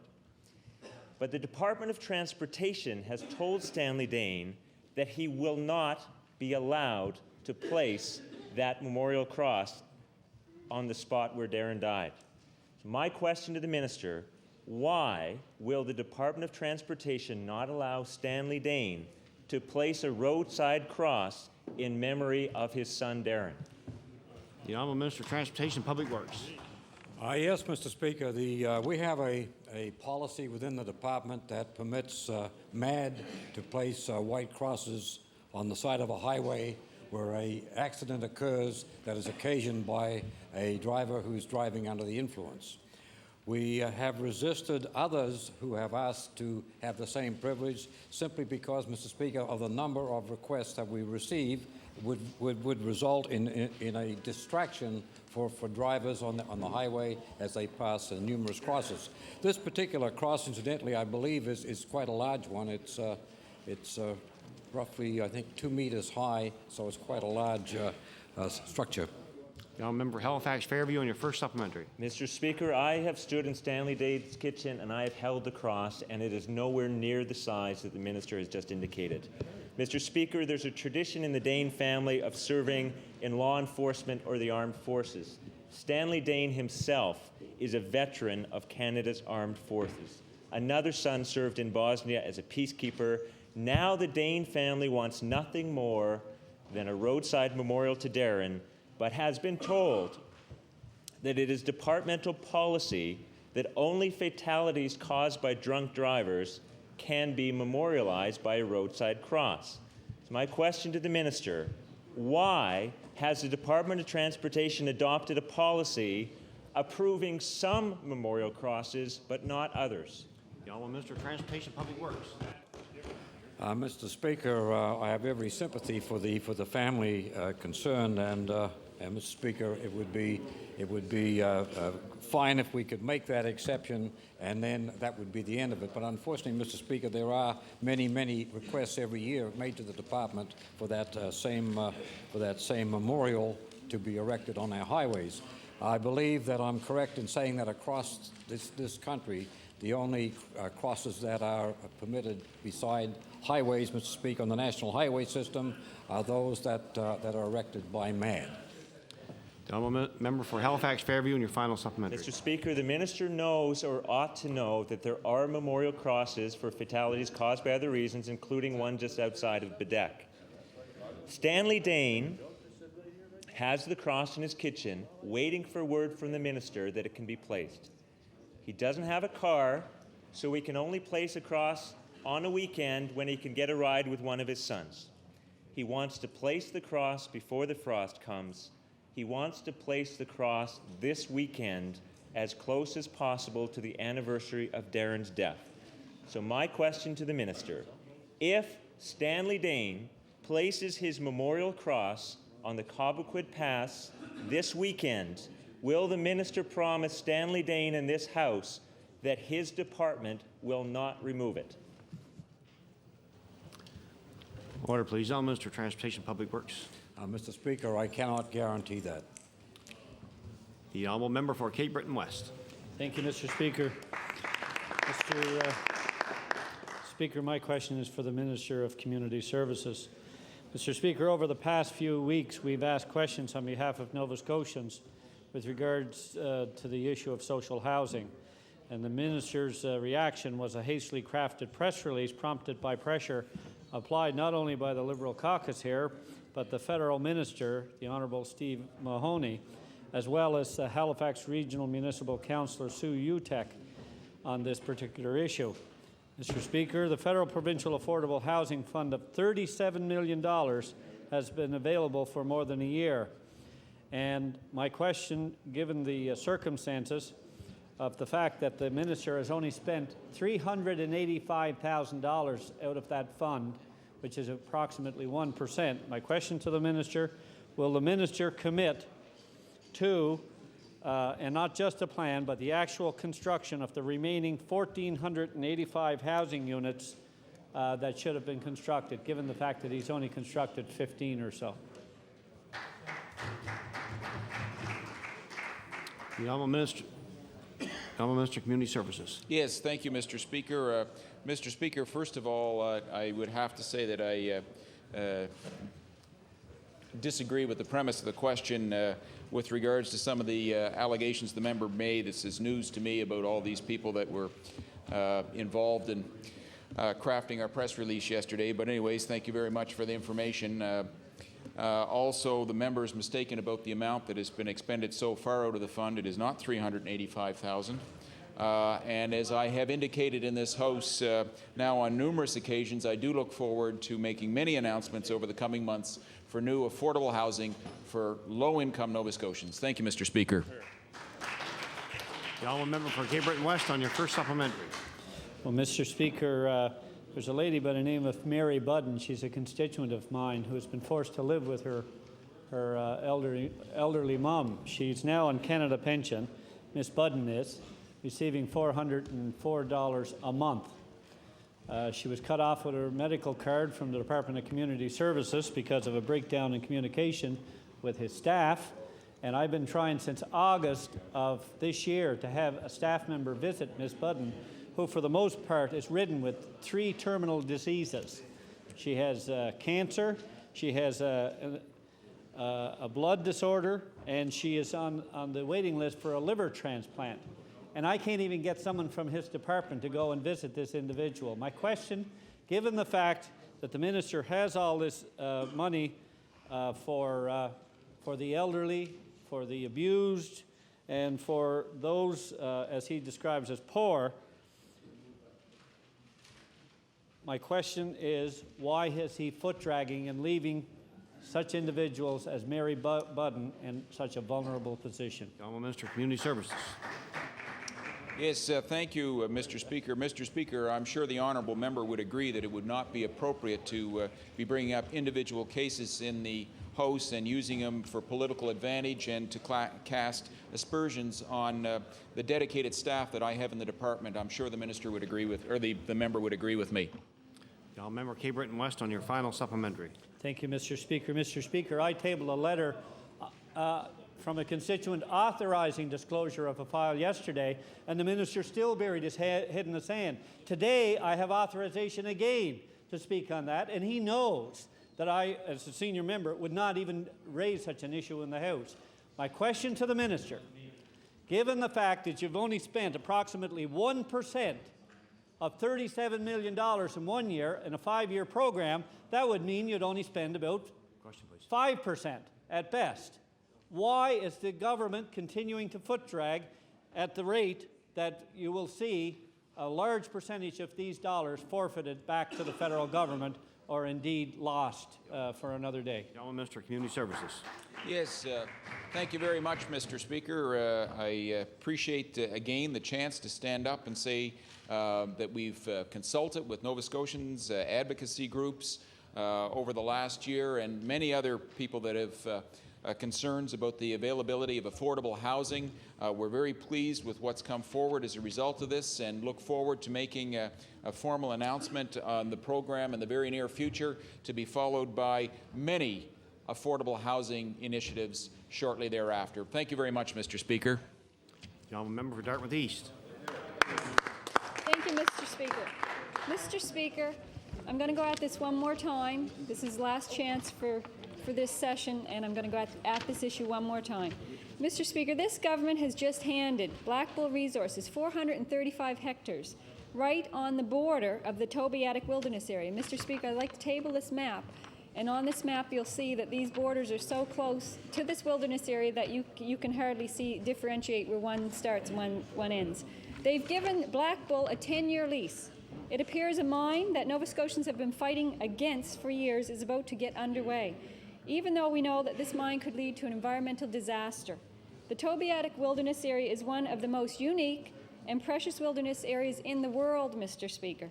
Mr. Speaker, my question to the Minister of Environment and Labour is, why are you willing to jeopardize one of Nova Scotia's most valuable environmental resources?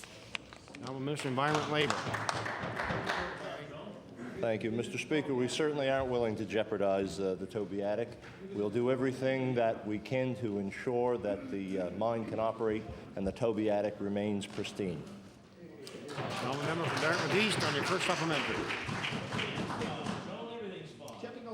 Well, the people that live in that area believe that you're giving them the shaft. They don't want that mine. Mr. Speaker, Black Bull wants to put a quartz mine right on the border. Order, please. Order, please. That's unparliamentary to ask the member to retract it, please. I'm sorry, I'll retract that statement, Mr. Speaker. Mr. Speaker, Black Bull wants to put a quartz mine right on the border. As I've said, it's too close. Just before the election, the Ham government released its much-anticipated green plan promoting and promising to protect and manage our unique ecological features. The Ham government promised this to these people. The Tobiatic is the last wilderness area of its kind in Nova Scotia. It cannot be replaced, yet the Ham government is showing no interest in protecting this area. The new Minister of Environment has flatly refused to meet and hold an alternate dispute resolution with these people. Mr. Speaker, my question to the Minister is, caution should be our priority here. Why won't you let an independent scientific panel look at this situation? Environment Labour. Thank you, Mr. Speaker. We certainly have taken a lot of time and effort to look at the application that came in to do the environmental assessment and to ensure that all rules and regulations have been met and followed. Member Dartmouth East on your final supplementary.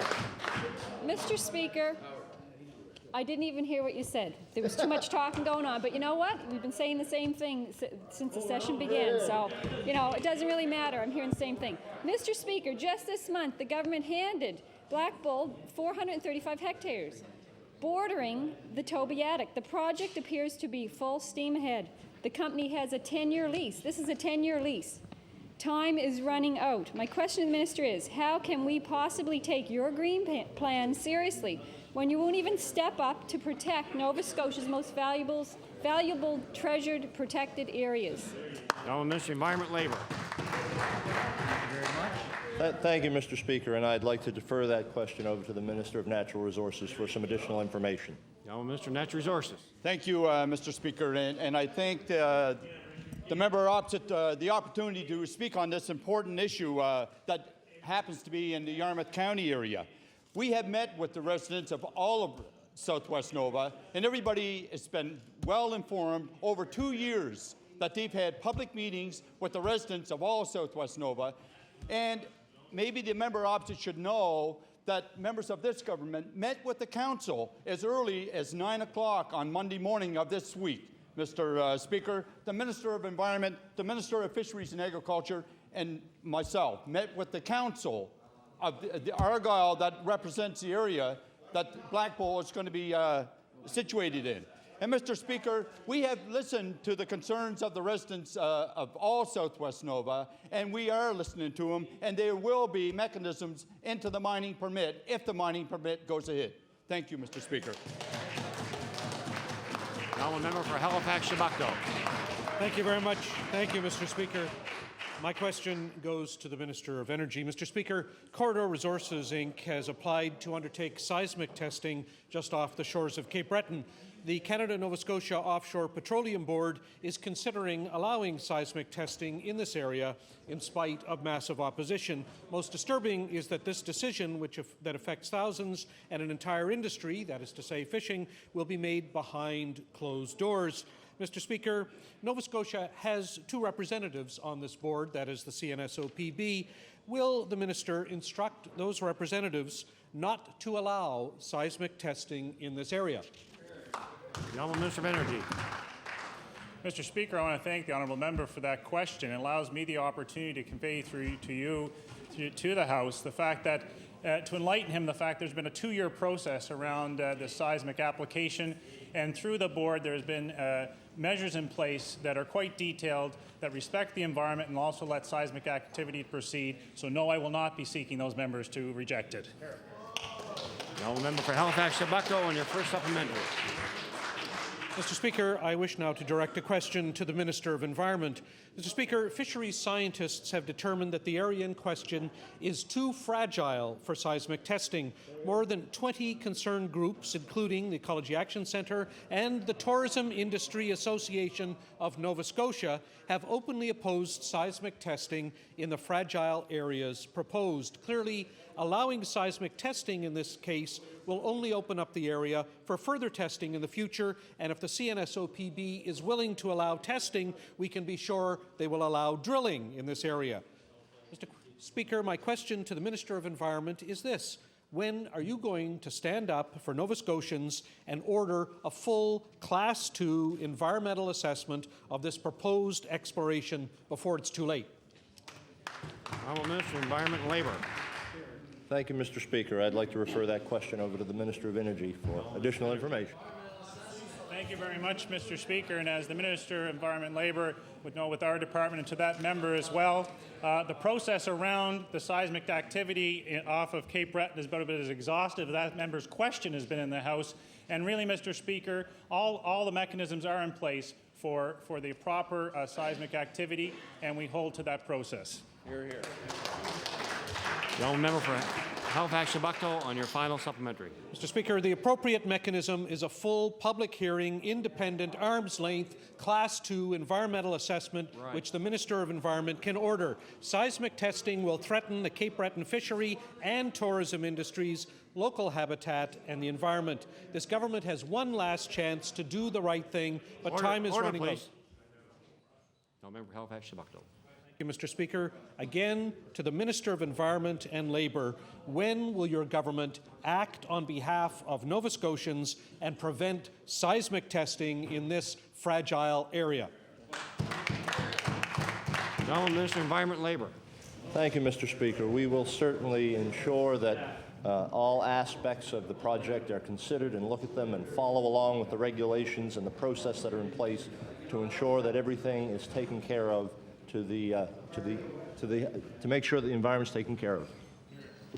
The honourable member for Clare.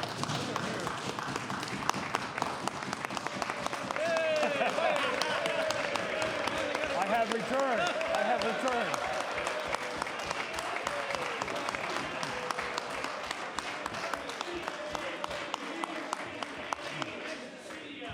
Order, please.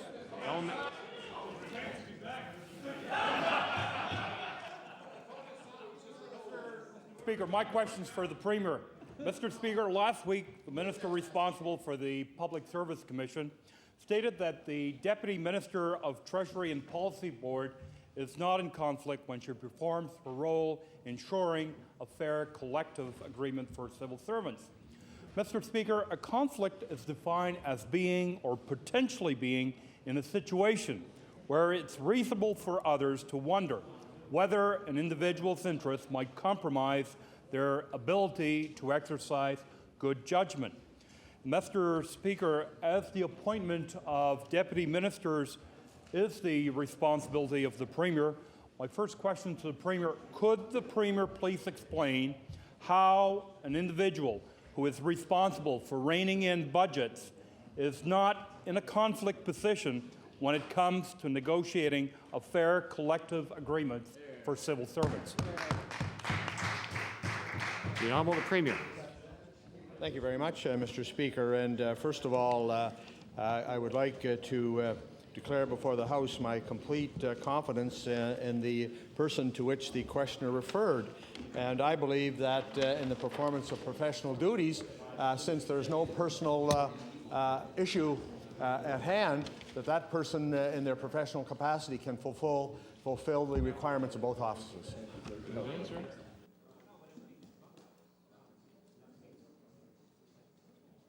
Order, please.